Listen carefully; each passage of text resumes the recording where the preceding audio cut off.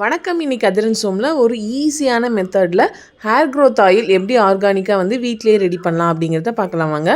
இந்த காலத்தில் எல்லாருக்குமே முடி கொட்டுற ப்ராப்ளம் இருக்குது, இன்க்ளூடிங் எண்ணெயும் சேர்த்து.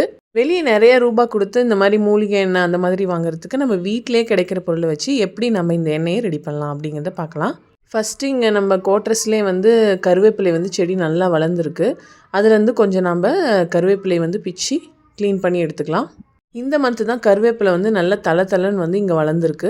கிட்ட இருக்க மருதாணி செடி வந்து ரொம்ப சின்னதாக இருக்கனால கடைசி குவார்ட்டர்ஸ்லேருந்து இந்த மருதாணியை வந்து பிச்சுட்டு வந்துட்டேன். அடுத்தது பார்த்திங்கன்னா நம்ம கிட்ட இருக்க செம்பருத்தி செடியில் வந்து சில பூக்கள் வந்து இருந்தது, 3 பூ இருந்தது. அதை வந்து பறித்து எடுத்துக்கிட்டேன். அதே மாதிரி இந்த பன்னீர் ரோஸ் ஒன்று இருந்தது, அதையும் வந்து பறிச்சுக்கிட்டேன்.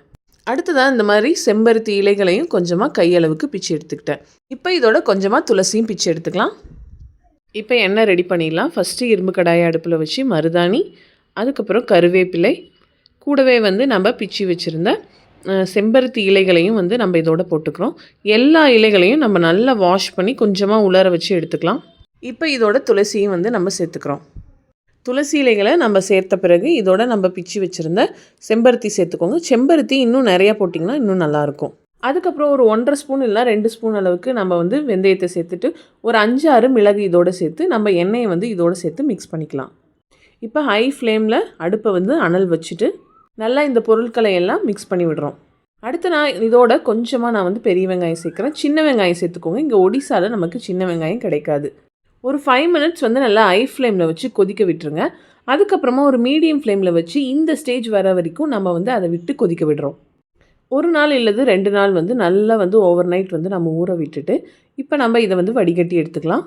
இந்த எண்ணெயை தயார் பண்ண நம்ம யூஸ் பண்ண பொருளோட பெரிய நெல்லிக்காய், அதே மாதிரி சின்ன வெங்காயம் இதெல்லாம் வந்து தட்டி இதோட சேர்த்துங்கன்னா, கற்றாழையும் இதோட சேர்த்துக்கோங்க, இன்னும் நல்லாயிருக்கும். எனக்கு வந்து இங்கே என்ன பொருட்கள் வந்து நமக்கு வீட்டை சுற்றி இருந்ததோ அதை நான் வந்து யூஸ் பண்ணிக்கிட்டேன். இந்த எண்ணெயை ஃபில்டர் பண்ணுறதுக்கு நீங்கள் துணி யூஸ் பண்ணி கூட வடிகட்டி எடுத்துக்கலாம்.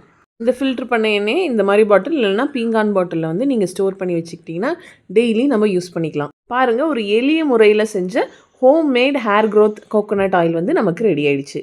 இந்த வீடியோ உங்களுக்கு பிடிச்சிருந்ததுன்னா மறக்காமல் நம்ம அதிரன் சோமை சப்ஸ்கிரைப் பண்ணிவிட்டு நம்மளோட பழைய வீடியோக்கள்லாம் பார்த்துட்டு லைக், ஷேர், கமெண்ட் பண்ணிவிடுங்க. பாய். அடுத்த வீடியோவில் சந்திக்கலாம்.